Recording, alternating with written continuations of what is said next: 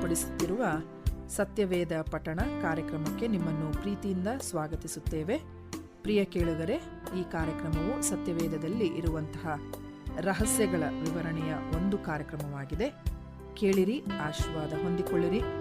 ನಿಮಗೆ ಪ್ರಶ್ನೆಗಳಿದ್ದಲ್ಲಿ ನಮ್ಮೊಟ್ಟಿಗೆ ನೀವು ಮಾತನಾಡಬೇಕಾದರೆ ನಮ್ಮ ಮೊಬೈಲ್ ಸಂಖ್ಯೆಯನ್ನು ನೀವು ಬರೆದಿಟ್ಟುಕೊಳ್ಳುವುದಾದರೆ ನಮ್ಮನ್ನು ಸಂಪರ್ಕಿಸಬಹುದು. ನಮ್ಮ ಮೊಬೈಲ್ ಸಂಖ್ಯೆ 9902606453. ಕರ್ತನಲ್ಲಿ ಪ್ರೀತಿಯುಳ್ಳ ದೇವಜನರೇ, ನಿಮ್ಮೆಲ್ಲರಿಗೂ ಶುಭವಂದನೆಗಳು. ದೇವರ ವಾಕ್ಯವನ್ನು ಧ್ಯಾನಿಸುವ ಹಾಗೆ ಈ ದಿನಕ್ಕೆ ನಾವು ಆರಿಸಿಕೊಂಡಂಥ ವೇದ ಭಾಗವು ಆದಿಕಾಂಡ ಎಂಬ ಗ್ರಂಥ 32ನೇ ಅಧ್ಯಾಯ 22ರಿಂದ 32 ವಚನಗಳು. ಆದಿಕಾಂಡ 32ನೇ ಅಧ್ಯಾಯ 22ರಿಂದ 32 ವಚನಗಳು. ಈ ವಾಕ್ಯ ಭಾಗದಲ್ಲಿ ನಾವು ಓದಿಕೊಳ್ಳುವಾಗ ಬಹಳ ಸ್ಪಷ್ಟವಾಗಿ ಯಾಕೋಬನ ವಿಷಯವಾಗಿ ನಾವು ಓದ್ತೇವೆ. ಯಾಕೋಬನ ಬಗ್ಗೆ ನಾವು ಬಹಳಷ್ಟು ಓದಿದ್ದೇವೆ, ತಿಳ್ಕೊಂಡಿದ್ದೇವೆ. ಬಹುಶಃ ಚಿಕ್ಕಂದಿನಿಂದಲೂ ಅನೇಕ ರೀತಿಯ ಸಂದೇಶಗಳನ್ನು ಕೇಳಿಸಿಕೊಂಡಿದ್ದೇವೆ. ಇಲ್ಲಿ ಯಾಕೋಬನ ಪರಿಸ್ಥಿತಿಯನ್ನು ನೋಡುವಾಗ ಅವನು ತನ್ನ ಜೀವನದ ಅತಿ ಕಠಿಣವಾದಂಥ ಅಥವಾ ಭಯದಿಂದ ತುಂಬಿರುವಂಥ ಸನ್ನಿವೇಶಕ್ಕೆ ಬಂದಿದ್ದಾನೆ.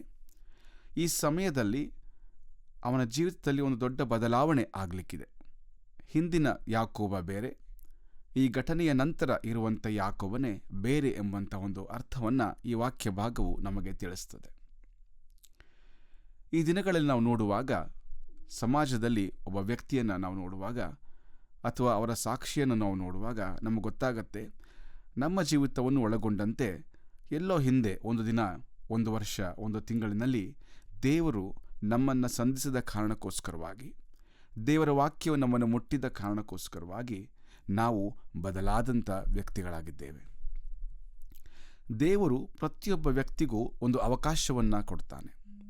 ಒಂದು ಅನ್ನೋಕ್ಕಿಂತ ನಾನು ಹೇಳಬಹುದು, ಬಹಳಷ್ಟು ಅವಕಾಶಗಳನ್ನು ಆತನು ಕೊಡ್ತಾನೆ. ಸರಿ, ದೇವರು ನಮಗೆ ಅವಕಾಶ ಕೊಡುವಾಗ ನಾವು ಅದನ್ನು ಬಳಸಿಕೊಳ್ಳಬೇಕು ಎಂಬುದಕ್ಕೆ ಯಾಕೋಬನ ವಿಷಯವಾಗಿರುವಂಥ ವಿಷಯವು ನಮಗೆ ಬಹಳ ಸ್ಪಷ್ಟವಾಗಿ ಗೊತ್ತಾಗ್ತದೆ.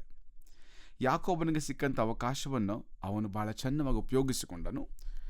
ಈ ಒಂದು ಘಟನೆಯಲ್ಲಿ ಅವನ ಜೀವಿತ ಅಷ್ಟೇ ಅಲ್ಲ, ಅವನ ಇಡೀ ತಲೆಮಾರು ಬದಲಾವಣೆಯಾದಂಥ ಸಂಗತಿಯನ್ನು ನಾವು ನೋಡಲಿಕ್ಕೆ ಸಾಕು. ಯಾಕೋಬನ ಬಗ್ಗೆ ಸ್ವಲ್ಪ ಆಲೋಚನೆ ಮಾಡುವಾಗ ಅವನ ಜೀವಿತ ಬಹಳ ವಿಚಿತ್ರವಾಗಿಯೂ ಅನೇಕ ಬಾರಿ ಮೋಸದಿಂದ ತುಂಬಿತೆಂಬುದಾಗಿ ನಾವು ನೋಡ್ತೇವೆ. ಅವನು ಮೊದಲಾಗಿ ತನ್ನ ಅಣ್ಣನಿಗೆ ಮೋಸ ಮಾಡಿ ಓಡಿ ಹೋಗಿದ್ದನು, ತನ್ನ ತಂದೆಗೆ ಮೋಸ ಮಾಡಿ ಓಡಿ ಹೋಗಿದ್ದನು. ಇನ್ನು ಬೇರೆ ದೇಶಕ್ಕೆ ಹೋಗಿ ಅಲ್ಲಿ ತನ್ನ ಮಾವನೊಟ್ಟಿಗೆ ಕೆಲಸ ಮಾಡುವಾಗ ಇವನಿಗೆ ಅನೇಕ ರೀತಿಯಲ್ಲಿ ಮೋಸವನ್ನು ಅನುಭವಿಸಬೇಕಾಯಿತು. ಅವನು ಮಾಡಿದ ಸಂಗತಿಗೆ ಅಥವಾ ಪಾಪಕೃತ್ಯಕ್ಕೆ ಪ್ರತಿಯಾಗಿ ಅವನು ಬಹಳಷ್ಟು ನೋವನ್ನು ಅನುಭವಿಸ್ತಾ ಬಂದನೆಂಬುದಾಗಿ ದೇವರ ವಾಕ್ಯ ನಮಗೆ ತಿಳಿಸ್ತಾ ಹೋಗ್ತದೆ. ಹಾಗಾದರೆ ಯಾಕೋಬನಿಗೆ ಇಲ್ಲಿ ನೋಡುವಾಗ ಒಂದು ರೀತಿಯ ಒಂದು ಹೊರೆ ಇತ್ತು.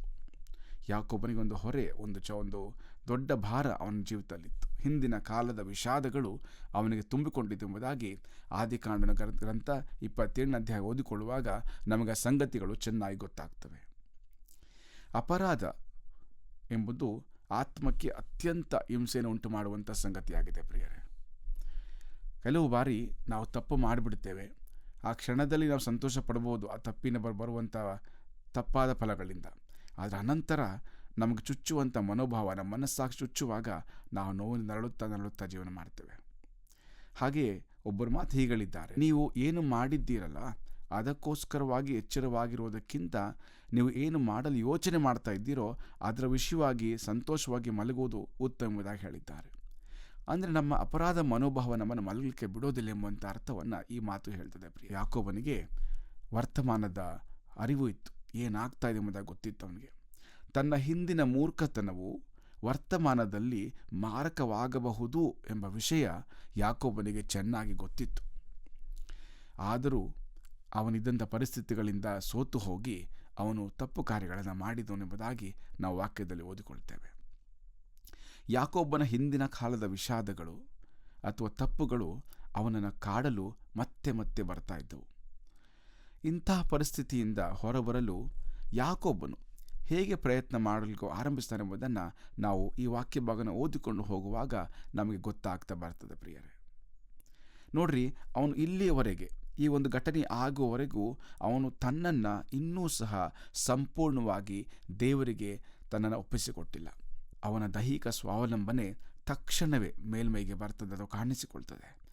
ಅವನು ಯಾವಾಗಲೂ ತನ್ನ ಶಕ್ತಿಯ ಮೇಲೆ, ತನ್ನ ಆಲೋಚನೆ ಮೇಲೆ ಅವಲಂಬಿಸಿರ್ತಾನೆ ಪ್ರಿಯರೇ. ದೇವರನ್ನು ಸಂಪೂರ್ಣವಾಗಿ ಅವಲಂಬಿಸಿರೋದಿಲ್ಲ. ಅವಶ್ಯಕತೆ ಇರುವ ಪ್ರಾರ್ಥನೆ ಮಾಡ್ತಾ ಇದ್ದ, ಆದರೆ ಉತ್ತರ ಬಂದ ಮೇಲೆ ಅವನು ತನ್ನ ಸ್ವಂತ ಬುದ್ಧಿಯಿಂದ ಮುಂದೆ ಹೋಗುವುದನ್ನು ನಾವು ವಾಕ್ಯದಲ್ಲಿ ಓದ್ತಾ ಹೋಗ್ತೇವೆ. ಬೇತೇಲಿನಲ್ಲಿ ದೇವರೊಂದಿಗಿನ ಯಾಕೋಬನ ಮುಖಾಮುಖಿಯ ಒಂದು ಘಟನೆ, ಆ ಒಂದು ಸಂದೇಶವುಗೆ ಅವನ ನಂಬಿಕೆಗಳನ್ನು ಬದಲಾಯಿಸಿತು ಎಂಬುದಾಗಿ ನಾವು ಓದಿಕೊಳ್ಳಬಹುದು.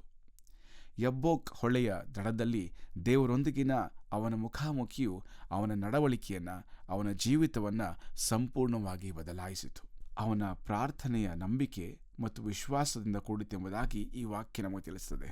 32ನೇ ಅಧ್ಯಾಯ 9 ಮತ್ತು 10ನೇ ವಚನವನ್ನು ನಾವು ಓದಿಕೊಳ್ಳುವಾಗ ಅಲ್ಲಿ ವಾಕ್ಯ ಬಹಳ ಚಂದವಾಗಿ ಹೀಗೆ ಹೇಳ್ತದೆ ಪ್ರಿಯರೇ. 32ನೇ ಅಧ್ಯಾಯ 9 ಮತ್ತು 10ನೇ ವಚನವನ್ನು ನಾವು ಸ್ವಲ್ಪ ಗಮನಿಸೋಣ. ಅಲ್ಲಿ ಹೀಗೆ ಹೇಳುತ್ತೆ ದೇವರ ವಾಕ್ಯವು, ಇದಲ್ಲದೆ ಅವನು ದೇವರನ್ನು ಪ್ರಾರ್ಥಿಸಿ, ಅಂದರೆ ಆ ಕ್ಷಣದಲ್ಲಿ ನಿಂತುಕೊಂಡು ತನ್ನ ಮಕ್ಕಳನ್ನು ಎಲ್ಲರನ್ನು ಕಳಿಸಿಬಿಟ್ಟಿದ್ದಾನೆ ಮುಂಭಾಗಕ್ಕೆ. ಅವನೊಬ್ಬನೇ ನಿಂತುಕೊಂಡಿದ್ದಾನೆ, ಏಕಾಂಗಿಯಾಗಿದ್ದಾನೆ. ಈ ಒಂದು ಏಕಾಂಗಿಯ ಸಮಯದಲ್ಲಿ ಅವನು ನಿಂತುಕೊಂಡು ಪ್ರಾರ್ಥನೆ ಮಾಡ್ತಾ ಇದ್ದಾನೆ. ಏನಂತಂದರೆ, ಯೆಹೋವನೇ, ನನ್ನ ತಂದೆ ತಾಯಿತಂದರಾದಂಥ ಈಸಾಕ ಅಬ್ರಹಾಮನ ದೇವರೇ, ಸ್ವದೇಶಕ್ಕೆ ಬಂಧುಗಳ ಬಳಿಗೆ ತಿರುಗಿ ಹೋಗಬೇಕೆಂದು ನನಗೆ ಆಜ್ಞಾಪಿಸಿ ನಿನಗೆ ಒಳ್ಳೆಯದನ್ನು ಮಾಡುವೆನೆಂದು ನನಗೆ ವಾಗ್ದಾನ ಮಾಡಿದವ ನೀನೇ ಅಲ್ಲವೇ? ನೀನು ನನ್ನ ದಾಸನಾದ ನನ್ನ ಮೇಲೆ ಎಷ್ಟೋ ಪ್ರೀತಿಯನ್ನಿಟ್ಟು ನಿನ್ನ ವಾಗ್ದಾನವನ್ನು ನೆರವೇರಿಸಿದ್ದೀಯಲ್ಲ. ನಾನು ಅದಕ್ಕೆ ಕೇವಲ ಅಪಾತ್ರನಾಗಿದ್ದೇನೆ. ನಾನು ಮೊದಲು ಈ ಯೋರ್ದನ್ ನದಿಯನ್ನು ದಾಟಿದಾಗ ನನಗೆ ಕೋಲು ಮಾತ್ರವೇ ಇತ್ತು, ಈಗ 2 ಪಾಳೆಯಗಳಿಗೆ ಒಡೆಯನಾಗಿದ್ದೇನೆಂಬುದಾಗಿ ಅವನು ಪ್ರಾರ್ಥನೆ ಮಾಡುವುದನ್ನು ನಾವು ಗಮನಿಸಬಹುದು ಪ್ರಿಯರೇ. ಅರಿವಾಗಿದೆ ಅವನಿಗೆ, ದೇವರು ನನ್ನನ್ನು ಅದ್ಭುತವಾಗಿ ಆಶೀರ್ವಾದ ಮಾಡಿದ ಗೊತ್ತಾಗಿದೆ. ಆದರೂ ಸಹ ಅವನು ಮಾಡಿದಂಥ ಎಲ್ಲ ನೋವುಗಳು, ತಪ್ಪುಗಳು ಅವನ ಮನಸ್ಸಿಗೆ ಬಂದು ಇಲ್ಲಿ ತನ್ನನ್ನು ಒಪ್ಪಿಸಿಕೊಡುತ್ತಾ ಇದ್ದಾನೆ. ನನ್ನಿಂದಲ್ಲ ಸ್ವಾಮಿ, ನಿನ್ನಿಂದಲೇ. ನೀನು ಎಲ್ಲವನ್ನು ಕೊಟ್ಟಿದ್ದಿ. ಬರುವಾಗ ಬರೀ ಒಂದು ಕೋಲನ್ನು ಹಿಡ್ಕೊಂಡು ನದಿ ದಾಟಿದೆನು, ಆದರೆ ಈಗ 2 ಪಾಳೆಗಳಿಗೆ ನಾನು ಒಡೆಯನಾಗಿದ್ದೇನೆ, ಮಾಲೀಕನಾಗಿದ್ದೇನೆ ಎಂಬಂಥ ವಿಷಯವನ್ನು ಅವನು ಅರಿವು ಮಾಡುತ್ತಾ ಎಲ್ಲ ಮಹಿಮೆಯನ್ನು, ತನಗಿರುವಂಥ ಎಲ್ಲ ಆಶೀರ್ವಾದವನ್ನು ದೇವರೇ ಕಾರಣ ಎಂಬುದಾಗಿ ಅವನು ಹೇಳಿ ತನ್ನ ವಿಶ್ವಾಸವನ್ನು ಅವನು ಬಲಪಡಿಸಿಕೊಳ್ತಾನೆ ಪ್ರಿಯರೇ. ಅವನ ವ್ಯಕ್ತಿತ್ವವು ಭಯದಿಂದ ಮತ್ತು ನಡುಕದಿಂದ ಕೂಡಿತ್ತೆಂಬುದಾಗಿ ದೇವರ ವಾಕ್ಯವು ನಮಗೆ ಇಲ್ಲಿ ಸ್ಪಷ್ಟವಾಗಿ ತಿಳಿಸಿಕೊಡ್ತದೆ. ಯಾಕೆಂದರೆ 11ನೇ ವಚನ ಓದಿಕೊಳ್ಳುವಾಗ ನಮಗೆ ಗೊತ್ತಾಗ್ತದೆ, ಅವನು ಹೇಳ್ತಾನೆ ಆ ಪ್ರಾರ್ಥನೆಯಲ್ಲಿ ಮುಂದುವರೆಸಿ, ನನ್ನ ಅಣ್ಣನಾದ ಏಸಾವನು ಬಂದು ನನ್ನನ್ನು ನನ್ನ ಮಕ್ಕಳನ್ನು ಅವರ ತಾಯಿಯನ್ನು ಕೊಲ್ಲುವನೋ ಏನೋ ಎಂದು ನನಗೆ ಭಯವದೆ. ಅವನ ಕೈಗೆ ಸಿಕ್ಕದಂತೆ ನಮ್ಮನ್ನು ಕಾಪಾಡಬೇಕೆಂದು ನಿನ್ನನ್ನು ಬೇಡಿಕೊಳ್ಳುತ್ತೇನೆ ಎಂಬುದಾಗಿ ಅವನು ಪ್ರಾರ್ಥನೆಯಲ್ಲಿ ಭಯದಿಂದ ನಡುಗುತ್ತಾ ಹೇಳ್ತಾ ಇದ್ದಾನೆ ಪ್ರಿಯರೇ. ಆಸ್ತಿ ಉಂಟು, ಸಾಕಷ್ಟು ಸಂಪಾದನೆ ಮಾಡಿದ್ದಾನೆ, ಆದರೆ ಜೀವದ ಭಯ ಕಾಡ್ತಾ ಇದೆ. ಅವನು ಮಾಡಿದ ತಪ್ಪುಗಳ ಒಂದು ಪಾಪ ಪ್ರಜ್ಞೆ ಅವನು ಕಾಡ್ತಾ ಇದೆ. ಇವತ್ತು ನಮ್ಮ ಜೀವಿತಗಳಲ್ಲಿ ಕೂಡ ಅನೇಕ ಸಾಧನೆಗಳನ್ನ ಮಾಡಿರ್ಬೋದು ಪ್ರಿಯರೇ, ಅನೇಕ ಸಂಪಾದನೆಗಳನ್ನ ಮಾಡಿರ್ಬೋದು. ಆದರೆ ಎಲ್ಲೋ ಒಂದು ಕಡೆ ನಮ್ಮ ಒಬ್ಬರೇ ಕುಳಿತಾಗ ನಮಗೆ ಅರಿವಾಗ್ತದೆ, ನಾನು ಆ ದಿನ ಅಂಥ ತಪ್ಪು ಮಾಡಬಾರ್ದಾಗಿತ್ತು, ಇಂಥ ಒಂದು ದಿನ ಇಂಥವನಿಗೆ ಹೀಗೆ ಮೋಸ ಮಾಡಬಾರ್ದಾಗಿತ್ತು ಅನ್ನುವಂಥ ವಿಷಯ ನಮ್ಗೆ ಬರುವುದಾದರೆ, ಇವತ್ತು ನಾನು ನೀನು ದೇವರನ್ನು ಸಂಧಿಸಲಿಕ್ಕೆ ಒಂದು ಅವಕಾಶನ ಕರ್ತನ ಕೊಡ್ತಾ ಇದ್ದಾನೆ. ಇವತ್ತು ಆ ಅಪರಾಧ ಮನೋಭಾವನ ಈಚೆ ಬರಬೇಕಾದ್ರೆ ದೇವರು ಸಿದ್ಧವಾಗಿದ್ದಾನೆ. ನಾನು ನೀನು ಸಿದ್ಧವಾಗಿ ಕೂತ್ಕೊಳ್ಳೋದಾದರೆ ಆತ ನಮ್ಮನ್ನು ಸಂಧಿಸುವ ಆತನಾಗಿದ್ದಾನೆ, ನಮ್ಮನ್ನು ಬದಲಾಯಿಸುವ ಆತನಾಗಿದ್ದಾನೆ ಪ್ರಿಯರೇ. ನಮ್ಮ ಭಯವನ್ನು ಹೋಗಲಾಡಿಸಿ ನಮಗೆ ಧೈರ್ಯವನ್ನು, ನಂಬಿಕೆಯನ್ನು, ವಿಶ್ವಾಸವನ್ನು ಕೊಡಲಿಕ್ಕೆ ಆತನು ಸಿದ್ಧನಾಗಿದ್ದಾನೆ. ಯಾಕೋಬನು ಮುಂದೆ ನೋಡಿಕೊಳ್ಳುವಾಗ ಅವನು ಒಂದು ಬಿಕ್ಕಟ್ಟಿನಲ್ಲಿದ್ದಾನೆ. ಈ ಸಮಯದಲ್ಲಿ ಆದಿಕಾಂಡ 32ನೇ ಅಧ್ಯಾಯದಲ್ಲಿ ಮುಂದೆ 24ನೇ ವಚನಕ್ಕೆ ನಾವು ಬರುವಾಗ ಈ ವಾಕ್ಯ ಹೀಗೆ ಹೇಳುತ್ತೆ, ಯಾಕೋಬನು ಅವರನ್ನು ತನ್ನ ಆಸ್ತಿಯೆಲ್ಲವನ್ನೂ ದಾಟಿಸಿದ ಮೇಲೆ ಯಾಕೋಬನು ಒಂಟಿಗನಾಗಿ ಹಿಂದೆ ನಿಂತಿರಲು ಯಾರೋ ಒಬ್ಬ ಪುರುಷನು ಬೆಳಗಾಗುವ ತನಕ ಅವನ ಸಂಗಡ ಹೋರಾಡಿದನೆಂಬುದಾಗಿ ವಾಕ್ಯ ಹೇಳ್ತದೆ ಪ್ರಿಯರೇ. ಯಾಕೋಬನೊಂದಿಗೆ ಹೋರಾಡಿದ ಮನುಷ್ಯನು ಒಂದು ರೀತಿಯಲ್ಲಿ ದೇವರ ವಾಕ್ಯದಲ್ಲಿ ಓದಿಕೊಳ್ಳುವಾಗ ನಾವು ದೈವಶಾಸ್ತ್ರನ ಧ್ಯಾನ ಮಾಡುವಾಗ ಗೊತ್ತಾಗ್ತದೆ, ಅದು ಕ್ರಿಸ್ತನ ಛಾಯೆಯಾಗಿದೆ ಎಂಬುದಾಗಿ. ಕ್ರಿಸ್ತನು ಹಳೆ ಒಡಂಬಡಿಕೆಯಲ್ಲಿ ಕಾಣಿಸಿಕೊಂಡಂಥ ವಿಧೆ ಎಂಬುದಾಗಿ ನಮ್ಗೆ ಗೊತ್ತಾಗ್ತದೆ ಪ್ರಿಯರೇ. ಅದಕ್ಕೆ ಕ್ರಿಸ್ಟೋಫನ್ ಎಂಬುದಾಗಿ ಒಂದು ಪದವನ್ನು ಹೇಳ್ತಾರೆ. ಅಂದರೆ ಕ್ರಿಸ್ತನು ಹಲವೊಂದು ಕಾಲಗಳಲ್ಲಿ ಕಾಣಿಸಿಕೊಂಡಂಥ ಎಲ್ಲ ಸಮಯವನ್ನು ಅದು ಕ್ರಿಸ್ಟೋಫನ್ ಎಂಬುದಾಗಿ ಹೇಳುವಂಥ ಒಂದು ಮಾತು. ತಂದೆಯಾದ ದೇವರು ಮಾನವ ರೂಪದಲ್ಲಿ ಎಲ್ಲೂ ಕಾಣಿಸಿಕೊಂಡಿಲ್ಲ. ಆದರೆ ಯೇಸು ಕ್ರಿಸ್ತನು ಕ್ರಿಸ್ಟೋಫನ್ ಎಂಬುವಂಥ ತತ್ವದಲ್ಲಿ ಎಲ್ಲ ಕಡೆ ಕಾಣಿಸ್ಕೊಳ್ಳೋದನ್ನು ನಾವು ನೋಡ್ತೇವೆ ಪ್ರಿಯರೇ. ತಂದೆಯು ಥಿಯೋಫನಿ ಎಂಬುದಾಗಿ ಕಾಣಿಸ್ಕೊಂಡಿದ್ದಾನೆ. ಹೇಗೆ ಅಂದರೆ ಮೋಡದ ಒಂದು ಕಂಬದಿಂದ, ಅದು ಅಗ್ನಿಯ ಸ್ತಂಭದಿಂದ, ಅಥವಾ ಸುಡುವ ಬೆಂಕಿಯ ಪೊದೆಯಿಂದ, ಹೀಗೆ ನಿರ್ಜೀವ ವಸ್ತುಗಳ ಮುಖಾಂತರವಾಗಿ, ಆ ನಿರ್ಜೀವ ವಸ್ತುಗಳಲ್ಲಿ ವಿಚಿತ್ರವಾದಂಥ ಸಂಗತಿಯನ್ನು ಮಾಡುವ ಮುಖಾಂತರವಾಗಿ ತಂದೆಯಾದ ದೇವರು ತನ್ನನ್ನು ಪ್ರಕಟಪಡಿಸಿಕೊಂಡಿದ್ದಾನೆ. ಆದರೆ ಕ್ರಿಸ್ತನು ವ್ಯಕ್ತಿಗತವಾಗಿ ಅನೇಕ ದೇವದೂತರ ಮುಖಾಂತರವಾಗಿ ಆತನು ತನ್ನನ್ನು ಪ್ರಕಟಿಸಿಕೊಂಡಿದ್ದಾನೆ. ಹೀಗೆ ಕ್ರಿಸ್ಟೋಫನಿ ಮತ್ತು ಥಿಯೋಫನಿ ಎಂಬುದಾಗಿ ನಾವು ವಾಕ್ಯದಲ್ಲಿ ಅಥವಾ ದೈವಶಾಸ್ತ್ರದಲ್ಲಿ ಓದಿಕೊಳ್ಳಬಹುದು. ಈ ಹೋರಾಟ, ಯಾಕೋಬನ ಈ ಹೋರಾಟ ಇಡೀ ರಾತ್ರಿ ನಡೆಯಿತು ಎಂಬುದಾಗಿ ನಮಗೆ ವಾಕ್ಯಲ್ಲಿ ಹೇಳುತ್ತೆ ಪ್ರಿಯರೇ. ಇಡೀ ವಾಕ್ಯ ನಡೀತದೆ. ಮಾಂಸ ಅಂದರೆ ದೇಹವು ಅತ್ಯಂತ ಹಠಮಾರಿಯಾಗಿತ್ತು. ಇಡೀ ರಾತ್ರಿ ಅದನ್ನು ಹೋರಾಡಲಿಕ್ಕೆ ಸಿದ್ಧವಾಗಿತ್ತು. ಆದರೆ ಅವನು ಕಡೆಗೆ ಶರಣಾಗಲೇಬೇಕಾಯಿತು. ಯಾಕೆಂದರೆ ಆದಿಕಾಂಡ 32:25 ನಾವು ಓದಿಕೊಳ್ಳುವಾಗ, ಆ ಪುರುಷನು ತಾನು ಗೆಲ್ಲದೇ ಇರುವುದನ್ನು ಕಂಡು ಯಾಕೋಬನ ತೊಡೆಯ ಕೀಲನ್ನು ಮುಟ್ಟಿದ್ದರಿಂದ ಯಾಕೋಬನು ಅವನ ಸಂಗಡ ಹೋರಾಡುತ್ತಿರುವಾಗಲೇ ಅವನ ತೊಡೆಯ ಕೀಲು ತಪ್ಪಿತೆಂಬುದಾಗಿ ವಾಕ್ಯ ಹೇಳುತ್ತೆ ಪ್ರಿಯರೇ. ನಮ್ಮ ಕೆಲವು ಜೀವಿತದಲ್ಲೂ ಕೂಡ ನಾವು ಅನೇಕ ವಿಷಯವಾಗಿ ಹೋರಾಡ್ತಾ ಇರ್ತೇವೆ. ಅನೇಕ ವಿಷಯಗಳ ಬಗ್ಗೆ ಅನೇಕ ವರ್ಷಗಳು ಹೋರಾಡ್ತೇವೆ ನಾವು ಪ್ರಿಯರೇ. ಇಲ್ಲಿ ದೇವರು ಯಾಕೋಬನನ್ನು ಬಲವಂತವಾಗಿ ಸಮರ್ಪಣೆ ಮಾಡಲಿಕ್ಕೆ ಒತ್ತಾಯ ಮಾಡ್ತಾನೆ ಪ್ರಿಯರೇ. ಆದರೆ ಇವತ್ತು ನಾವು ಇಷ್ಟು ವಾಕ್ಯಗಳನ್ನು ಓದಿರುವಂಥ ನಾವು, ಇಷ್ಟೊಂದು ವಾಕ್ಯಗಳನ್ನು ಕೇಳಿಸಿಕೊಂಡಿರುವಂಥ ನಾವು ದೇವರ ಬಲವಂತಿಕೆಯ ಶರಣಾಗತಿಗೆ ಕಾಯದೆ ನಾವೇ ಸ್ವಬುದ್ಧಿಯನ್ನು ಬಿಟ್ಟು ಸ್ವಇಚ್ಛೆಯಿಂದ ಆತನ ಬಳಿಗೆ ಬಂದು ನಮ್ಮನ್ನು ಆತನಿಗೆ ಸಮರ್ಪಿಸಿಕೊಳ್ಳೋದಾದರೆ ನಾವು ಭಾಗ್ಯವಂತರೇ ಸರಿ. ಯಾಕೋಬನ ಜೀವಿತ ನಮಗೆ ಹೀಗೆ ಮಾಡಬೇಕೆಂದು ಒತ್ತಾಯ ಮಾಡ್ತದೆ ಪ್ರಿಯರೇ. ಮತ್ತು ಹಾಗೆಯೇ 26ನೇ ವಚನವನ್ನು ನೋಡಿಕೊಳ್ಳುವಾಗ ವಾಕ್ಯ ಹೀಗೆ ಹೇಳ್ತದೆ, ಅಲ್ಲಿ ಆ ಪುರುಷನು ನನ್ನನ್ನು ಬಿಡು, ಬೆಳಕಾಗುತ್ತದೆ ಅನ್ನಲು ಯಾಕೋಬನು, ನೀನು ನನ್ನನ್ನು ಆಶೀರ್ವದಿಸಿದ ಹೊರತು ನಿನ್ನನ್ನು ಬಿಡುವುದಿಲ್ಲ ಅಂದನೆಂಬುದಾಗಿ ವಾಕ್ಯ ಹೇಳುತ್ತೆ ಪ್ರಿಯರೇ. ಯಾಕೋಬನು ಆ ಶರಣಾಗತಿಯಲ್ಲಿ ದೇವರನ್ನು ಸಂಧಿಸಿದ ಸಮಯದಲ್ಲಿ ಅವನು ಕೇಳಿಕೊಳ್ತಾನೆ, ನೀನು ನನ್ನ ಆಶೀರ್ವಾದ ಮಾಡದ ಹೊರತು ನಾನು ನಿನ್ನನ್ನು ಬಿಡುವುದಿಲ್ಲ ಎಂಬುದಾಗಿ. ತನ್ನ ನಂಬಿಕೆ, ತನ್ನ ವಿಶ್ವಾಸ, ತನ್ನ ಪ್ರಾರ್ಥನೆಯಲ್ಲಿ ದೃಢವಾಗಿ ನಿಂತುಕೊಂಡಿದ್ದಾನೆ ಯಾಕೋಬನ ಈ ಸಮಯದಲ್ಲಿ. ನೋಡಿ, ಪ್ರಾಮಾಣಿಕವಾಗಿ ತಮ್ಮನ್ನು ತಾವು ಎದುರಿಸುವಂಥ ಇಚ್ಛೆಯನ್ನು ಆತನು ಮಾಡಿದ್ದಾನೆ ಪ್ರಿಯರೇ. ತನ್ನ ಬಲಹೀನತೆ ಗೊತ್ತಾಯಿತು ಅವನಿಗೆ, ತನ್ನ ಪಾಪದ ಅರಿವು ಉಂಟಾಯಿತು. ತನಗಿರುವುದೆಲ್ಲವೂ ನಿನ್ನದೇ ಸ್ವಾಮಿದಾಗಿ ಅವನು ಹೇಳಿ ಅರಿಕೆ ಮಾಡಿ ತನ್ನ ಒಪ್ಪಿಸಿಕೊಟ್ಟ ಕಾರಣಕ್ಕೋಸ್ಕರವಾಗಿ ಅವನಲ್ಲಿ ಕೇಳ್ಕೊಳ್ತಾ ಇದ್ದಾನೆ, ನನ್ನ ಆಶೀರ್ವದಿಸೆಂಬುದಾಗಿ. ಯೇಸು ಕ್ರಿಸ್ತನನ್ನು ಇದೇ ಪ್ರಶ್ನೆ, ನಿನ್ನ ಹೆಸರು ಅಂತ ಕೇಳ್ತಾರಲ್ಲಿ ಮುಂದೆ ನೋಡ್ಕೊಳ್ಳುವಾಗ ದೂತನು ಕೇಳಿದ ಪ್ರಶ್ನೆ, ನಿನ್ನ ಹೆಸರು ಏನೆಂಬುದಾಗಿ. ಅವನು ಹೇಳ್ಬೋದಾಗಿತ್ತು, ಹಿಂದೆ ಒಂದು ಹೆಸರು ಇದೇ ಪ್ರಶ್ನೆ ಕೇಳಲ್ಪಟ್ಟಿತ್ತು. ಯಾವಾಗ ಅಂದರೆ ಅವನು ತನ್ನ ಅಣ್ಣನ ಆಶೀರ್ವಾದನ ಕದ್ದುಕೊಂಡಾಗ ತಂದೆ ಕೇಳುವಾಗ ನೀನಾರು ಅನ್ನುವಾಗ ಅವನು ಹೇಳ್ತಾನೆ, ನಾನು ಏಸಾವನ ಮುಂದೆ ಹೇಳ್ತಾನೆ. ಯಾಕೋಬನು ತಂದೆಯ ಮುಂದೆ ನಿಂತು ತನ್ನ ಹೆಸರನ್ನು ಬದಲಾಯಿಸಿಕೊಂಡು ನಾನು ಏಸಾವನೆಂಬುದಾಗಿ ಹೇಳ್ತಾನೆ ಪ್ರಿಯರೇ. ಆದರೆ ಇಲ್ಲಿ ಮತ್ತೊಂದು ಪದೇ ಪ್ರಶ್ನೆ ಮತ್ತೆ ದೇವರು ಕೇಳ್ತಾ ಇದ್ದಾರೆ, ನಿನ್ನ ಹೆಸರು ಏನೆಂಬುದಾಗಿ. ಅದಕ್ಕೆ ಅವನು ಬಹುಶಃ ಇಲ್ಲಿ ಏಸಾವನ ಹೇಳಲಿಕ್ಕೆ ಅವಕಾಶ ಇರಲಿ, ಯಾಕಂದರೆ ದೇವರಿಗೆ ಎಲ್ಲ ಗೊತ್ತಿತ್ತು ಯಾಕೋಬನು ಎಂಥವನು ಹೇಗಿದ್ದಾನೆಂಬುದಾಗಿ. ಹಾಗಾದರೆ ದೇವರಿಗೆ ನಿನ್ನ ವಿಷಯದಲ್ಲಿ ಯಾರೂ ಸಾಕ್ಷಿ ಕೊಡುವ ಅವಶ್ಯಕತೆ ಇಲ್ಲ. ಆತನಿಗೆ ಎಲ್ಲರ ಅಂತರ್ಯವು ತಿಳಿದದೆಂಬುದಾಗಿ ಯೋಹಾನ ಸುವಾರ್ತೆಯನ್ನು ಓದಿಕೊಳ್ತೇವೆ ಪ್ರಿಯರೇ. ಹಾಗಾಗಿ ಯಾಕೋಬನ ಜೀವ ದೇವರಿಗೆ ಚೆನ್ನಾಗಿ ಗೊತ್ತಿತ್ತು. ಹಾಗೆ ಯಾಕೋಬನಿಗೀಗ ತಂದೆಗೆ ಸುಳ್ಳು ಹೇಳಿದ ಹಾಗೆ ಈಗ ಸುಳ್ಳು ಹೇಳಲಿಕ್ಕೆ ಅವಕಾಶ ಇರಲಿಲ್ಲ. ನಾನು ಯಾಕೋಬ ಅಂತ ಅವನು ಹೇಳಲೇಬೇಕಿತ್ತು. ಬಹುಶಃ ಅವನು ನಾನು ಯಾಕೋಬ ಅಂತ ಹೇಳುವ ಒಂದು ಮಾತಿನಲ್ಲಿ ದೊಡ್ಡ ಅರ್ಥವನ್ನೇ ನಾವು ಕಂಡುಕೊಳ್ಬಹುದು. ಅವನೇನು ಹೇಳ್ತಾ ಇದ್ದಾನೆಂದರೆ, ಸ್ವಾಮಿ, ನಾನು ಯಾಕೋಬನು ಅಂದರೆ ನಾನು ಕುತಂತ್ರ ಮಾಡಿದವನು, ನಾನು ಸ್ವಾವಲಂಬಿಯಾದಂಥವನು, ನಾನು ಹಠಮಾರಿತನ ಮಾಡಿದಂಥವನು, ಸ್ವಾರ್ಥಿಯಾಗಿರುವವನು, ನಾನು ಮೋಸಗಾರನು. ಆದರೆ ಈಗ ಅದನ್ನು ನಾನು ನೋಡಿ ಬಿಟ್ಟು ಬಿಡ್ತೇನೆ ಕರ್ತನೆ, ನಾನು ಕೇವಲ ಯಾಕೋಬನೇ ಹೌದೆಂಬುದಾಗಿ ಹೇಳುವಂಥ ಮಾತನ್ನು ನೋಡ್ತೇವೆ ಪ್ರಿಯರೇ. ಯಾಕೋಬ ಅಂದರೆ ವಂಚಕ, ಮೋಸಗಾರ. ಅವನ ನಡತೆಯಲ್ಲೂ ಹಾಗೇ ನಡ್ಕೊಂಡಿದ್ದ. ಆದರೆ ಈ ಘಟನೆಯಲ್ಲಿ ದೇವರು ಅವನನ್ನು ಸಂಧಿಸುವ ಸಮಯದಲ್ಲಿ ತನ್ನ ಜೀವನದ ಅರಿವಾಗ್ತದೆ, ತನ್ನ ಪರಿಸ್ಥಿತಿ ಅರಿವಾಗ್ತದೆ, ಒಪ್ಪಿಕೊಳ್ತಾನೆ ನನ್ನ ಪಾಪಿ ಎಂಬುದಾಗಿ. ಹೀಗೆ ಒಪ್ಪಿಕೊಳ್ಳುವಾಗಲೇ ಬಿಡುಗಡೆ ಬರ್ತದೆ ಪ್ರಿಯರೇ. ದೇವರ ವಾಕ್ಯ ನಮಗೆ ಅದನ್ನು ಎಚ್ಚರಿಸ್ತದೆ, ಅದನ್ನು ಉತ್ತೇಜಿಸ್ತದೆ. ಮನುಷ್ಯನು ತನ್ನ ಪಾಪವನ್ನು ಒಪ್ಪಿಕೊಂಡು ಬಿಟ್ಟು ಬಿಟ್ಟರೆ ಅವನಿಗೆ ಆಶೀರ್ವಾದ. ಅದನ್ನು ಒಪ್ಪಿಕೊಳ್ಳದೆ ಮುಚ್ಚಿಟ್ಟರೆ ಅವನಿಗೆ ಶಾಪವೇ ಸರಿ. ಜ್ಞಾನೋಕ್ತಿಗಳು ಓದಿಕೊಳ್ತೇವೆ ಪ್ರಿಯರೇ. ಹಾಗಾಗಿ ಯಾಕೋಬನು 3ನೇ ಹಂತಕ್ಕೆ ಬಂದಿದ್ದಾನೆ. ಅದು ಅವನ ಬದಲಾವಣೆ ಜೀವಿತ. ದೇವರಿಂದ ಆಶೀರ್ವಾದ ಹೊಂದಿಕೊಂಡಂಥ ಜೀವಿತ. ಅವನ ಹೊರೆಯನ್ನು ನೋಡಿಕೊಂಡಿದ್ದೇವೆ, ಅವನ ಅಪರಾಧ ಭಾವನೆ ನೋಡಿಕೊಂಡಿದ್ದೇವೆ. ಎರಡನೇ ವಿಭಾಗಕ್ಕೆ ಬರುವಾಗ ಅವನ ಬಿಕ್ಕಟ್ಟು, ಅವನ ಮುರಿದುವಂಥ ಸಂಗತಿಯನ್ನು, ಸಮಸ್ಯೆ ನೋಡಿಕೊಂಡಿದ್ದೇವೆ. ಈಗ ಆ ಸಮಸ್ಯೆಯನ್ನು ದಾಟಿ ಬಂದಿದ್ದಾನೆ. ಅವನಿಗೆ ಒಂದು ಆಶೀರ್ವಾದದ ನಿಧಿ ಸಿಗ್ತಾ ಇದೆ ಪ್ರಿಯರೇ. ದೇವರ ಶಕ್ತಿ ಮತ್ತು ಸಂರಕ್ಷಣೆಯಿಂದ ಅವನು ಆಶೀರ್ವದಿಸಲ್ಪಟ್ಟಿದ್ದಾನೆ. ಈ ಸಮಯದಲ್ಲಿ 32ನೇ ಅಧ್ಯಾಯ 28ನೇ ವಚನದಲ್ಲಿ ದೇವರ ವಾಕ್ಯ ಹೇಳುತ್ತೆ, ಅವನು ಯಾಕೋಬನಿಗೆ, ಇನ್ನು ಮೇಲೆ ನೀನು ಯಾಕೋಬ ಅನ್ನಿಸಿಕೊಳ್ಳುವುದಿಲ್ಲ, ವಂಚಕ ಮೋಸಗಾರ ಅನ್ನಿಸಿಕೊಳ್ಳುವುದಿಲ್ಲ. ದೇವರ ಸಂಗಡಲೂ ಮನುಷ್ಯರ ಸಂಗಡಲೂ ಹೋರಾಡಿ ಗೆದ್ದವನಾಗಿದ್ದರಿಂದ ನಿನಗೆ ಇಸ್ರಾಯೇಲ್ ಎಂಬ ಹೆಸರು ಉಂಟಾಗುವುದೆಂಬುದಾಗಿ ದೇವದೂತನು ಹೇಳುವುದನ್ನು ಕೇಳ್ತೇವೆ ಪ್ರಿಯರೇ.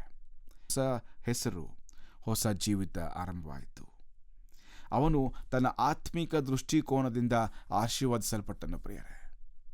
ಅವನು ರೂಪಾಂತರಗೊಂಡ ವ್ಯಕ್ತಿತ್ವದಿಂದ ಆಶೀರ್ವಾದನ ಹೊಂದಿಕೊಂಡನು. ಹಳೆ ಜೀವಿತವನ್ನು ಬಿಡುವಾಗ ಹೊಸದಕ್ಕೆ ನಾವು ದಾರಿ ಮಾಡಿಕೊಡ್ತೇವೆ. ನಮ್ಮನ್ನು ಪರೀಕ್ಷೆ ಮಾಡಿಕೊಳ್ಳುವಂಥ ಸಮಯ ಪ್ರಿಯರೇ. ಯಾಕೋಬನ ನೋಡಿಕೊಂಡು ನಾವು ಪರೀಕ್ಷೆ ಮಾಡಿಕೊಳ್ಳೋಣ. ಯಾಕೋಬನು ತನ್ನ ಹಳೆ ಜೀವಿತದಲ್ಲಿದ್ದಾಗ ಮೋಸ ಮಾಡುತ್ತಾ ಸಂಪಾದನೆ ಮಾಡಿದನು, ಇಲ್ಲ ಅಂತೇನಿಲ್ಲ. ದುಡ್ಡು ಸಂಪಾದನೆ ಮಾಡಲಿಕ್ಕೆ ಸಾಧ್ಯ. ಆದರೆ ಅವನ ಆತ್ಮ ಸೋತು ಹೋಗಿತ್ತು, ಬಲಹೀನ ಆಗಿಬಿಟ್ಟಿದ್ದನು, ಭಯದಿಂದ ತುಂಬಿದ್ದನು. ಈಗ ಆದರೆ ದೇವರ ಮುಂದೆ ತನ್ನನ್ನು ಪಾಪಿಯೊಂದು ಒಪ್ಪಿಕೊಂಡಾಗ, ತನ್ನ ಸಮರ್ಪಿಸಿಕೊಂಡ ಕೂಡಲೇ ದೇವರು ಅವನನ್ನು ಕ್ಷಮಿಸಿ ಅವನಿಗೆ ಇಸ್ರಾಯೇಲ್ ಎಂಬ ಆಶೀರ್ವಾದವನ್ನು ಕೊಟ್ಟು ನಡೆಸ್ತಾನೆ ಪ್ರಿಯರೇ. ಹೀಗೆ ಅವನು ಜನಾಂಗಗಳಿಗೆ ಅವನು ತಂದೆಯಾಗ್ತಾನೆ. ಕ್ರಿಸ್ತನಿಗೆ ನಾವು ಸಂಪೂರ್ಣವಾಗಿ ಶರಣಾಗತಿ ಮಾಡುವುದು, ಸಮರ್ಪಣೆಗೊಳ್ಳುವುದೆಂದರೆ ಹಳೆಯ ಮಾದರಿಗಳನ್ನು, ಹಳೆಯ ವಿಷಯಗಳನ್ನು ಬಿಟ್ಟು ಬಿಡುವುದಾಗಿದೆ ಪ್ರಿಯರೇ. ಕೀರ್ತನೆಗಾರನು 15ನೇ ಅಧ್ಯಾಯದಲ್ಲಿ ನಮಗೆ ಇದನ್ನು ಹೇಳ್ತಾನೆ. ಯಾವ ರೀತಿಯ ಮನುಷ್ಯನು ಅಂತ ನೋಡಿಕೊಳ್ಳುವಾಗ, ಯಾಕೋಬನಂತೆ ಯಾರು ಒಪ್ಪಿಸಿಕೊಟ್ಟಿದ್ದಾರೋ ಅಂಥ ವ್ಯಕ್ತಿಯಾಗಿ ನಾವು ಜೀವಿಸಬೇಕೆಂಬುದಾಗಿ ದೇವರ ವಾಕ್ಯ ನಮ್ಮನ್ನು ಎಚ್ಚರಿಸ್ತದೆ, ಬಲಪಡಿಸ್ತದೆ. ಕೊಲಸ್ಸೆ 3:12 ಓದಿಕೊಳ್ಳುವಾಗ, ಸದ್ಗುಣಗಳನ್ನು ಧರಿಸಿಕೊಳ್ಳ್ರಿ ಎಂಬುದಾಗಿ ವಾಕ್ಯ ಹೇಳುತ್ತೆ ಪ್ರಿಯರೇ. ಪ್ರೀತಿಯನ್ನು ಧರಿಸಿಕೊಳ್ಳಿರಿ, ಕೃತಜ್ಞತೆಯುಳ್ಳವರಾಗಿರ್ರಿ, ಅದೆಲ್ಲವನ್ನು ಕರ್ತನಾದ ಯೇಸುವಿನ ಹೆಸರಿನಲ್ಲೇ ಮಾಡಿರಿ ಎಂಬುದಾಗಿ ನಮಗೆ ಪೌಲನು ಉತ್ತೇಜಿಸ್ತಾ ಇದ್ದಾನೆ. ಬದಲಾದ ಜೀವಿತ ಇದ್ದರೆ ಮಾತ್ರ ನಾವು ಈ ರೀತಿ ಜೀವನ ಮಾಡಲಿಕ್ಕೆ ಸಾಧ್ಯ. ತಪ್ಪು ಹೊರಿಸದೆ ಒಬ್ಬರಿಗೊಬ್ಬರು ಸೈರಿಸಿಕೊಂಡು ಕ್ಷಮಿಸಿರಿ ಎಂಬುದಾಗಿ ದೇವರ ವಾಕ್ಯ ನಮಗೆ ಇದೇ ಕೊಲಸ್ಸೆ 3:12 ಹೇಳುತ್ತೆ ಪ್ರಿಯರೇ. ದೇವರನ್ನ ನಾವು ಸ್ವೀಕರಿಸಿದ್ದೇವಾ? ನಮ್ಮನ್ನು ಒಪ್ಪಿಸಿಕೊಟ್ಟಿದ್ದೇವಾ? ಬದಲಾವಣೆ ಬಂದಿದೆಯಾ? ಹೌದು ಅಂತ ಹೇಳೋದಾದರೆ, ಬದಲಾದ ಜೀವಿತದಲ್ಲಿ ಈ ಕೊಲಸ್ಸೆ 3:12 ನಮ್ಮ ಜೀವಿತದಲ್ಲಿ ಕಾಣಿಸ್ತಾ ಇದೆಯಾ? ಸದ್ಗುಣಗಳನ್ನು ಧರಿಸಿಕೊಂಡಿದ್ದೇವೋ? ತಪ್ಪು ಹೊರಿಸದೆ ಒಬ್ಬರಿಗೊಬ್ಬರು ಸೈರಿಸಿಕೊಂಡು ಕ್ಷಮಿಸ್ತಾ ಇದ್ದೇವೋ? ಪ್ರೀತಿಯನ್ನು ಧರಿಸಿಕೊಂಡಿದ್ದೇವೋ ಅಲ್ವಾ? ಅಥವಾ ದೇವರಿಗೆ ಕೃತಜ್ಞತೆಯುಳ್ಳವರಾಗಿದ್ದೇವಾ? ನಾವು ಇದನ್ನು ಪರೀಕ್ಷೆ ಮಾಡಿಕೊಳ್ಳೋಣ. ಯಾಕೋಬನ 2ನೆಯ ಜೀವಿತ ಆಶೀರ್ವಾದವನ್ನು ತುಂಬಿತ್ತು. ಇಸ್ರಾಯೇಲ್ ಎಂಬ ಹೆಸರು ಪಡೆದುಕೊಂಡು ಜೀವನ ಮಾಡಿದನು. ಇವತ್ತು ದೇವರು ನಮಗೆ ಅವಕಾಶ ಕೊಡ್ತಾ ಇದ್ದಾನೆ. ನಮ್ಮನ್ನು ಬದಲಾಯಿಸಲಿಕ್ಕೆ ಆತನು ಸಿದ್ಧನಾಗಿದ್ದಾನೆ. ನಾವು ಆತನನ್ನು ಹುಡುಕುವಲ್ಲಿ ಆತನು ನಮ್ಮನ್ನು ಹುಡುಕುತ್ತಾ ಬಂದಿದ್ದಾನೆ ಪ್ರಿಯರೇ. ನಾವು ಪ್ರಾಮಾಣಿಕವಾಗಿ ಯೇಸುವನ್ನು ಹುಡುಕಿದಾಗ ನಾವು ಆತನನ್ನು ಕಂಡುಕೊಳ್ತೇವೆ. ನಂಬಿಕೆಯನ್ನು ಉಳಿಸಿಕೊಳ್ಳುವುದು ವ್ಯಕ್ತಿಯ ಜೀವನದಲ್ಲಿ ನಿಜವಾದ ಬದಲಾವಣೆ ತರ್ತದೆ. ದೇವರ ವಾಕ್ಯದಲ್ಲಿ ನಾವು ಓದುತ್ತಾ ದೇವರ ನಂಬಿಕೆಯನ್ನು ಬೆಳೆಸಿಕೊಳ್ಳುವಾಗ, ನಂಬಿಕೆಯನ್ನು ಉಳಿಸಿಕೊಳ್ಳುವಾಗ, ನಂಬಿಕೆಯನ್ನು ನಾವು ಕೃತ್ಯದಲ್ಲಿ ತೋರಿಸಿ ವಿಧೇಯರಾಗುವಾಗ, ತಪ್ಪೊಪ್ಪಿಕೊಳ್ಳುವಾಗ ಅದು ಪ್ರಾಯಶ್ಚಿತ್ತಕ್ಕೆ ಕಾರಣವಾಗ್ತದೆ, ಸಾಕ್ಷಿಯಾಗ್ತದೆ. ಆಗ ನಮ್ಮ ಜೀವಿತ ಬದಲಾಗತ್ತೆ. ಯೇಸುಸ್ವಾಮಿಯವರು ಕೂಡ ಲೂಕನ ಸುವಾರ್ತೆ 19ನೇ ಅಧ್ಯಾಯದಲ್ಲಿ 5ನೇ ವಚನ ಓದಿಕೊಳ್ಳುವಾಗ ಅಲ್ಲಿ ಜಕ್ಕಾಯನ ಬಗ್ಗೆ ತಿಳ್ಕೊಳ್ತೇವೆ. ಅಲ್ಲಿ ಯೇಸುಸ್ವಾಮಿ ಹೇಳಿದ ಮಾತು, ಜಕ್ಕಾಯನು ವಿಧೇಯನಾದನು. ಅದಕ್ಕೆ ಒಂದು ಮಾತು, ಯೇಸು ಅವನಿಗೆ, ಜಕ್ಕಾಯರೇ ಬೇಗ ಇಳಿದು ಬಾ, ಏಕೆಂದರೆ ಇಂದು ನಾನು ನಿನ್ನ ಮನೆಗೆ ಬರಬೇಕು ಎಂಬುದಾಗಿ ಹೇಳ್ತಾನೆ ಪ್ರಿಯರೇ. ಅವನು ತಷ್ಟನ್ನು ಇಳಿದು ಬಂದು ಸಂತೋಷದಿಂದ ಯೇಸುವನ್ನು ಸ್ವೀಕರಿಸಿದಾಗ ವಾಕ್ಯ ಹೇಳುತ್ತೆ. ಮತ್ತು ಮನೆಗೆ ಹೋದ ಮೇಲೆ ಅವನು ತಪ್ಪು ಒಪ್ಪಿಕೊಳ್ತಾನೆ. ಆಗ ಜಕ್ಕಾಯ ನಿಂತುಕೊಂಡು, ಕರ್ತನ, ಈಗೋ ನಾನು ಯಾರಿಂದಾದರೂ ಕಿತ್ತುಕೊಂಡಿದ್ರೆ 4ರಷ್ಟು ವಾಪಸ್ ಕೊಡ್ತೇನೆ ಎಂಬುದಾಗಿ ಅವನು ಹೇಳ್ತಾನೆ ಪ್ರಿಯರೇ. ಆದ್ದರಿಂದ ಅವನು ತನ್ನ ಜೀವಿತದಲ್ಲಿ ಬದಲಾವಣೆ ತೋರಿಸ್ತಾನೆ. ಯಾಕೋಬನು ಬದಲಾದನು, ಜಕ್ಕಾಯನು ಬದಲಾದನು. ಇಬ್ಬರಿಗೂ ದೇವರ ಆಶೀರ್ವಾದ, ರಕ್ಷಣೆ ಜೀವಿತ ಒದಗಿ ಬಂತು ಪ್ರಿಯರೇ. ಇವತ್ತು ನನಗೆ ನಿನಗೆ ಒಂದು ಅವಕಾಶ ಕರ್ತನ ಕೊಟ್ಟಿದ್ದಾನೆ. ಕ್ರಿಸ್ತನ ಬಳಿಗೆ ಬರುವೆಯಾ? ಕ್ರಿಸ್ತನನ್ನು ಕೇಳಿಕೊಳ್ತೀಯಾ? ಸ್ವಾಮಿ ನನ್ನನ್ನು ಕರುಣಿಸು ಕರ್ತನೆ, ನನ್ನನ್ನು ಕ್ಷಮಿಸಪ್ಪ, ನಾನು ತಪ್ಪು ಒಪ್ಪಿಕೊಳ್ತೇನೆ ಅಂತ ಒಂದು ಮಾತನ್ನು ಹೇಳು. ಆತನ ಜೀವಿತನ ಬದಲಾಯಿಸ್ತಾನೆ. ಯಾಕೋಬನ ಜೀವಿತನ ಬದಲಾಯಿಸಿದ ಹಾಗೆ, ಜಕ್ಕಾಯನ ಜೀವಿತನ ಬದಲಾಯಿಸಿದ ಹಾಗೆ ನನ್ನ ಜೀವಿತನ ಬದಲಾಯಿಸಿ ಆತನ ಮಾರ್ಪಡಿಸಿ ಆಶೀರ್ವಾದ ನಿಧಿಯಾಗಲಿಕ್ಕೆ ಆತನ ಸಿದ್ಧ ಮಾಡ್ತಾನೆ. ಪ್ರಿಯರೇ, ಈ ವಾಕ್ಯಗಳು ನಮ್ಮ ಕೂಡ ಮಾತನಾಡಿರೋದಾದರೆ ನಮ್ಮನ್ನು ಒಪ್ಪಿಸಿಕೊಡೋಣ. ಕರ್ತನ ಮುಂದೆ ನಾವು ತಗ್ಗಿಸಿಕೊಂಡು ಪ್ರಾರ್ಥಿಸೋಣ. ಪರಿಶುದ್ಧನಾಗಿರುವಂಥ ನಮ್ಮ ತಂದೆಯೇ, ನಿನ್ನ ಪ್ರೀತಿಗಾಗಿ ಸ್ತೋತ್ರ ಸ್ವಾಮಿ. ವಾಕ್ಯ ದಯಪಾಲಿಸಿಕೊಟ್ಟಿದ್ದೀಯ, ಅದಕ್ಕಾಗಿ ಸ್ತೋತ್ರ ಕರ್ತನೆ. ತಂದೆ, ಯಾಕೋಬನ ಜೀವಿತ ನೋಡಿಕೊಂಡಿದ್ದೇವೆ, ಜಕ್ಕಾನ ಜೀವಿತ ಗೊತ್ತುಂಟು ಸ್ವಾಮಿ. ಒಂದು ವೇಳೆ ನಾವು ಕೂಡ ಅವರ ಹಿಂದಿನ ಜೀವಿತಾಗಿ ಜೀವಿಸ್ತಾ ಇರೋದಾದರೆ ದಯಮಾಡಿ ನಮ್ಮನ್ನು ಕ್ಷಮಿಸು. ನಿನ್ನ ಬಳಿ ಬರ್ತೇವೆ, ಒಪ್ಪಿಸಿಕೊಡ್ತೇವೆ, ನಮ್ಮನ್ನು ಸರಿಪಡಿಸು, ನಮ್ಮನ್ನು ರೂಪಿಸು ಸ್ವಾಮಿ. ನಿನ್ನ ಪ್ರತಿರೂಪವನ್ನು ಹೊಂದಿಕೊಂಡವರಾಗಿ, ನಿನ್ನ ಸ್ವರೂಪವನ್ನು ಹೊಂದಿಕೊಂಡವರಾಗಿ, ನಿನ್ನ ಮಕ್ಕಳಾಗಿ ಜೀವಿಸುವಂತೆ ನಮ್ಮನ್ನು ಬಲಪಡಿಸು ಕರ್ತನೆ. ನಿನಗೆ ಮಾತ್ರ ನಿತ್ಯ ಕಾಲಕ್ಕೆ ಮಹಿಮೆ ಉಂಟಾಗಲಿ. ಈ ವಾಕ್ಯಗಳನ್ನು ನಮ್ಮನ್ನು ಆಶೀರ್ವದಿಸಿ ನಿನಗಾಗಿ ಜೀವಿಸಿ ನಮ್ಮನ್ನು ಬಲಪಡಿಸಬೇಕೆಂದು ಈ ಪ್ರಾರ್ಥನೆಯನ್ನು ಯೇಸು ಕ್ರಿಸ್ತನ ನಾಮದಲ್ಲಿ ಬೇಡಿದ್ದೇವೆ ನಮ್ಮ ತಂದೆಯೇ, ಆಮೇನ್.